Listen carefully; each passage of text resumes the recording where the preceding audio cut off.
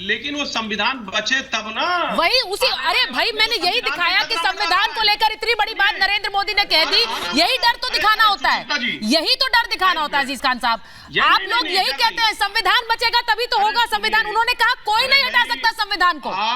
अब और क्या चाहिए, देश का प्रधानमंत्री ये कह रहा है। अरे सुचित्रा जी, अरे बोलने दीजिए, अरे मुझे बात करनी है। 10 सेकंड बोले थे आप। संविधान को बदलने की साजिश नहीं चाह रही है ये सरकार। नहीं भाई, ये साजिश क्यों है?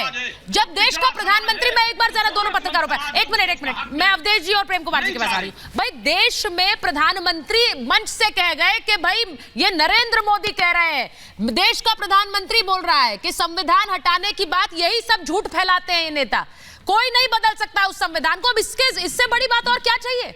नहीं, भारत में संविधान दिवस कब से मनाना शुरू हुआ? हाँ। संविधान दिवस की शुरुआत तो प्रधानमंत्री नरेंद्र मोदी के कार्यकाल में हुआ है। जब वो गुजरात के मुख्यमंत्री थे तो मुझे अच्छी तरह याद है कि वहां संविधान दिवस की उन्होंने शुरुआत की थी। और संविधान के बड़े बड़े वो पुस्तकाकार, वो बहुत बड़ा बड़ा बनता था, हाथी को सजा करके उस पर लाद के, और वो जुलूस निकाले जाते थे कि हमारा संविधान कितना महान है। अंबेडकर जी पर उन्होंने किताब लिखा हुआ है संविधान को लेकर, उसमें क्या परिवर्तन होना चाहिए, क्या आवश्यकता है, वो सब चीजें हैं। लेकिन ये जो भय पैदा किया जा रहा है कि संविधान खत्म किया जाएगा, भाई 10 साल में कौन सा संविधान खत्म हो गया है? और भारत में संविधान खत्म कोई करना भी चाहे तो क्या इतना आसान है क्या? 127 संशोधन संविधान में हुए हैं, जिसमें आप अगर देख लीजिए तो करीब करीब 90 संशोधन किसके सरकार के कार्यकाल में हुआ। और जो समाजवादी लोग हैं, मुझे तो हैरत होती है कि डॉक्टर राम मनोहर लोहिया ने इस संविधान में व्यापक परिवर्तन की मांग की थी। उनके बजाबता इस पर लेख हैं, उनकी पुस्तकों में इसका विवरण है। देश की कम्युनिस्ट पार्टियां सुचरिता कहती थी कि यह संविधान भारत का नहीं है, ये तो साम्राज्यवादी संविधान है, यह पूंजीपतियों का संविधान है।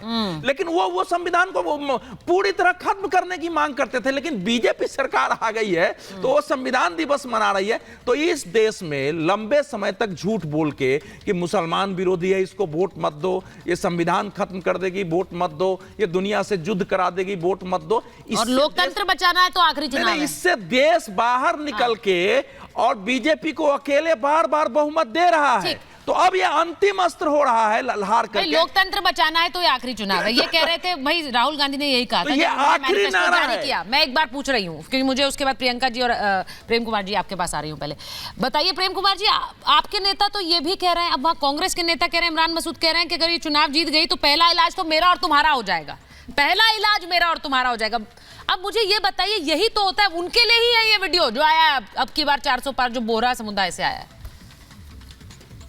देखिए, सबसे पहले तो मैं प्रधानमंत्री जी ने जो कहा है उस पर बोलूंगा। उन्होंने कहा, उन्होंने पता नहीं क्यों बाबा साहब अंबेडकर को चुनौती देने की उन्होंने ठान ली। चलिए, कहा कि बाबा साहब अंबेडकर भी आकर के इस संविधान को नहीं बदल सकते। भाई बाबा साहब अंबेडकर ने आपका क्या बिगाड़ा है नरेंद्र मोदी जी? बिना बाबा साहब अंबेडकर को चुनौती दिए हुए आप संविधान नहीं बचा सकते थे क्या? क्या नहीं बचा सकते हैं संविधान? बाबा साहब अंबेडकर को आपने जो चुनौती दी है, ये आप एक गलत संदेश दे रहे हैं, एक गलत मैसेज क्रिएट कर रहे हैं। आप उसके बगैर भी संविधान बचा सकते हैं। प्रेम कुमार जी, अब कान इधर से पकड़ना है या सीधा पकड़ना वाली हालत हो रही है। कैसे? आप ये बाबा साहब अंबेडकर एक तरफ वो संविधान को बचाने की बात कर रहे हैं और आप उसमें शब्दों पर जा रहे हैं, वो शब्दों पर जा रहे हैं। उनका मतलब क्या है? उनका मतलब क्या है? उन्होंने कहा संविधान कोई नहीं, उसकी अगली लाइन क्या है? नहीं, उसकी अगली लाइन क्या है? बीजेपी वर्ड प्ले पर नहीं जाइए। नहीं, इसका मतलब नहीं, उन्होंने क्या कहा? उन्होंने कहा संविधान जाने वाला है। उन्होंने अगली लाइन में ही कहा कि उन्होंने अगली लाइन में ही कहा कि बाबा साहेब अंबेडकर ने जो संविधान लिखा उसे कोई नहीं हटा सकता है। अगली लाइन मैं कह रहा हूं कि उन्होंने बाबा साहब अंबेडकर को चुनौती देने का काम क्यों किया? कैसे दे दी चुनौती? क्यों किया? बाबा साहब अंबेडकर भी होते तो इस संविधान को नहीं बदल सकते थे क्या? बाबा साहब अंबेडकर का नाम लिए बगैर आप वर्ड प्ले कहते हैं, कर सकते? इसे वर्ड प्ले का विरोध किए बगैर आप संविधान की रक्षा नहीं कर सकते? आप 5 साल के लिए चुने गए हैं नरेंद्र मोदी जी। दोबारा जनता देगी तो 5 साल और हुए, तीसरी बार देगी तब देगी। लेकिन बाबा साहब अम्बेडकर को पूरा देश मानता है। पहले आप बोलते रहे कि संविधान खराब, नहीं, पहले आप ये बोलते जा रहे हैं कि संविधान खराब कर देंगे, संविधान हटा देंगे। निकालते हैं हम। अगर सुनिए प्रेम जी, अगर मैं ये कहूं कि भगवान भी आकर के ये नहीं बदलेंगे तो मैं भगवान को चुनौती देता हूं क्या? भगवान भी आके ये नहीं बदलेंगे तो मैं क्या भगवान को चुनौती देता हूं? विधाता भी इसका भाग नहीं बदलेंगे तो क्या विधाता को चुनौती होती है? ये तो उस व्यक्ति को महान बताना हुआ कि जिस व्यक्ति ने संविधान बनाया है वो भी अब इस देश में संविधान नहीं बदलेगा। यानी इतना महान व्यक्ति जब नहीं बदलेगा तो मैं कौन होता हूं बदलने वाला?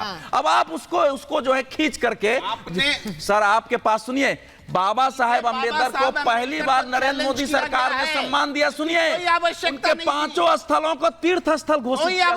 लंदन में जमीन खरीद के उनके जहां स्थान था उसको स्मृति बनाया है, मुंबई में बनाया है, मऊ में बनाया है, दिल्ली में अंतर्राष्ट्रीय केंद्र बनाया है। तो बाबा साहेब अम्बेडकर का नाम सब लोग लेते थे। तालियां बजा करके कृषि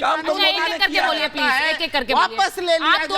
आप दोनों तो प्रेम कुमार जी, राजनीतिक दल के प्रवक्ता इतना नहीं चिल्लाते हैं जितना आप चिल्ला रहे हैं। प्लीज, आप तो पत्रकार हैं। नहीं, मैं आप दोनों से कह रही हूँ, वो दोनों भी आराम से बात कर रहे हैं, तो एक दूसरे के ऊपर बात करने वाली बात नहीं है ना। एक एक करके बात कर लीजिए। मैं एक बार कंचना जी, एक बार प्रियंका जी के पास जा रही हूँ। एक शब्द नहीं बोलूंगा। नहीं, मैं सिर्फ ये कह रही हूँ, आपकी बात कैसे जाएगी अगर आप पर अवधेश जी बोलेंगे और अवधेश जी की बात पर आप बोलेंगे? ये बस सीधी सी बात है। सिद्धार्थ जी और अजीज खान साहब, मैं बोल रहा था भाई, राजनेताओं को आती है ये आदत आप लोग मत लगाइए। मैं बस ये कह रही हूँ। एक बार प्रियंका जी के पास जा रही हूँ। प्रियंका जी, एक और, क्योंकि हम बहुत सारे मुद्दों पर बात कर रहे हैं, जो बात आज ये मैनिफेस्टो की हो रही है। अब मैनिफेस्टो को लेकर बहुत सारी बातें हैं, अलग अलग पार्टियों की बातें हैं। आप लोगों ने ओल्ड पेंशन स्कीम की बात कही, कांग्रेस के मैनिफेस्टो से वो नदारद है। आप लोगों ने 1 करोड़ नौकरियों की बात कर दी है। 1 करोड़, उसका कोई रोड मैप है 1 करोड़ नौकरियों का? क्योंकि कांग्रेस जो नेशनल पार्टी है वो 30 लाख नौकरियों की बात कर रही है, आप 1 करोड़ की बात कर रहे हैं। प्रियंका जी। सुचारिता जी, सबसे पहले तो मुझे समस्या इस बात से है कि आपने हमारे नाम के ऊपर लिखा है बदलाव की आस, और उधर लिखा है मोदी पर विश्वास। वहां लिखिए मोदी की आस और हमारे ऊपर लिखिए बदलाव की विश्वास, क्योंकि हमें विश्वास है कि यह सब कुछ बदलने जा रहा है। 2024 का चुनाव देश की दिशा तय करेगा। और आप जब मैनिफेस्टो की बात कर रही हैं, क्यों मोदी जी पे सवाल नहीं खड़े हुए? 2 करोड़ रोजगार का जुमला फेंके थे, बड़ा जोर जोर से लोग लोक रहे थे, और लोके ऐसा कि 2 करोड़ से 10 साल 20 करोड़, कुछ नसीब नहीं हुआ। आज जब हम 1 लाख की बात कर रहे हैं, आपने देखा कि 30 लाख जो रिक्त पद है, जो खाली पद है, हम उसको भरेंगे पहली कलम, और बाकी जो 70 लाख उसका हम सृजन करेंगे। क्योंकि जो रेलवे को इन लोगों ने प्राइवेटाइज कर दिया है, जिस क्षेत्र को प्राइवेटाइज किया है, उसको हम प्राइवेटाइजेशन के चंगुल से बाहर निकालेंगे और वहां पर हम रोजगार का सृजन करेंगे। और ये पहली बार नहीं है कि जब तेजस्वी जी पे सवाल खड़ा हो रहा है। जब पिछले बार 2020 में भी बोले थे ना 10 लाख नौकरी देंगे, यही नीतीश कुमार जी कह रहे थे पैसा कहां से लाओगे? जेल से लाओगे। करके दिखाया। 17 महीने का समय मिला, हमने 5 लाख नौकरी दी, सरकारी नौकरी। पकौड़ा तलो अभियान देश को नहीं दिया हमने, सरकारी नौकरी दी, वो कर